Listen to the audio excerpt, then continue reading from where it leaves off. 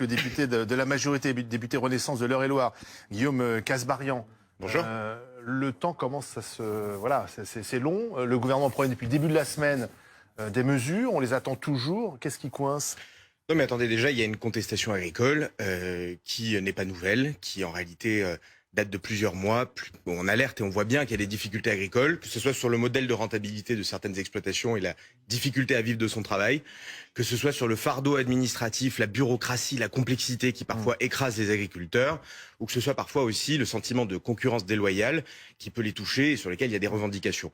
Nous, députés, on est toujours au contact des agriculteurs au quotidien. Je le suis en tant que député d'Eure-et-Loire, territoire qui est hautement céréalier. Chaque jour, la mobilisation s'intensifie. Bien sûr, mais attendez, encore une fois, il y a un besoin d'expression d'une colère qui est légitime. Donc vous laissez s'exprimer la colère. Qui est légitime. Il faut que la réponse soit à la hauteur alors. Il faut que la colère, et elle a besoin de s'exprimer, on le voit manifestement, et elle est en train de s'exprimer, et je le dis, elle a des sous-jacents qui sont parfaitement légitimes. Donc elle a besoin de s'exprimer.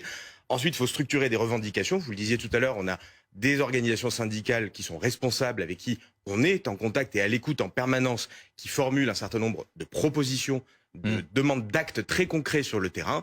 Et ensuite viendra la réponse gouvernementale de très court terme, de moyen terme et de long terme, sur des irritants qui au quotidien empêchent les agriculteurs de vivre. Est-ce que vous avez les moyens de calmer la colère vite? Parce que là, il y a des mesures que, bien sûr qu'il y a des mesures que la France ne peut pas prendre toute seule. Il y a des mesures, notamment sur les normes européennes. Moi, je fais pas partie, contrairement à d'autres forces politiques, qui bottent en touche sur l'Union européenne systématiquement. Il y a des mesures franco-françaises de simplification à mener. Non mais attendez, tout n'est pas qu'une question d'Union européenne. Il y a des mesures de complexité très locale de terrain sur des questions d'eau et d'irrigation, sur des questions de produits phytosanitaires, sur des questions de zones de non-traitement, sur des questions de haies, où là, pardon, c'est pas l'Union européenne qui systématiquement met des barrières et des bâtons dans les roues. C'est aussi souvent de la régulation franco-française, des surtranspositions que nous avons en France à tous les échelons. Vous, en tant que député, vous avez voté. Et pas que législatif, que vous pouvez avoir aussi au niveau local, que vous pouvez avoir dans certaines administrations, et sur lesquelles ça vient pourrir la vie des agriculteurs qui aujourd'hui disent stop, ça suffit. On passe notre vie à faire de l'administratif, on veut moins de bureaucratie, plus de confiance. Vous leur faites confiance des dérapages? Mais c'est toujours un risque. Moi, je vous le dis, la plupart des manifestations agricoles des dernières années se sont passées dans le calme, dans l'ordre, parce que les agriculteurs sont attachés à l'autorité et au respect de la propriété. Et là, c'est des images un peu malheureuses qui, je crois, redorent pas forcément l'image de la contestation. Comme l'a dit Monsieur Barbe à l'instant, c'est pas forcément représentatif des manifestations agricoles. Et il faut pouvoir garder une certaine maîtrise de la contestation qui, je le redis, est à nouveau légitime dans les demandes qui sont formulées, le ras-le-bol qui est exprimé, mais qui ne peut pas s'exprimer dans le manque de respect sur le bâtiment public, le bien d'autrui, et surtout pas les sifflets que j'ai pu entendre et qu'on a pu entendre tout à l'heure. Je ne sais pas à qui ils étaient dirigés, est-ce que c'était contre les forces de l'ordre ou les pompiers, mais ça, c'est pas une bonne image. Je veux dire, ça, c'est pas tolérable, et je sais que les agriculteurs ne veulent pas envoyer une image pareille. Voilà. Est-ce que pour vous, les forces de l'ordre, c'est un mystère pour vous qu'elles n'interviennent pas? Attendez, moi, du confort du plateau dans lequel nous sommes actuellement, c'est quand même très compliqué de pouvoir commenter des images avec un angle de caméra. Je ne sais pas combien ils sont, je ne sais pas quels sont les risques. A priori, là, le tracteur est en train plutôt de déplacer le feu. De déplacer le feu. Moi, donner, et vous non plus, des instructions aux forces de l'ordre qui sont actuellement présentes, alors qu'on a un angle de caméra, qu'on n'a pas tous les éléments.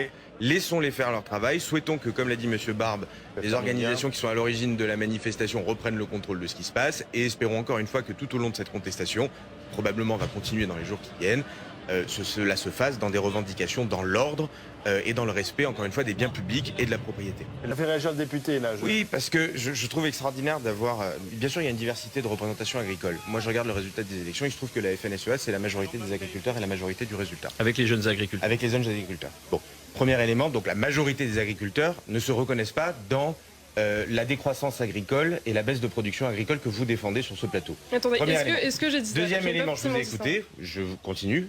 La plupart de vos amis écologistes à l'Assemblée nationale, tous les jours, proposent des propositions de loi, des résolutions, des amendements qui créent des contraintes en plus. Qui a proposé les prix planchers aujourd'hui à l'Assemblée nationale? Alors venir voir des écologistes et des militants écologistes nous expliquer qu'ils sont à l'écoute du monde agricole, alors que chaque jour ils rajoutent des contraintes dans le lot qui s'applique aux agriculteurs, je trouve ça à minima culotté, à maxima très hypocrite.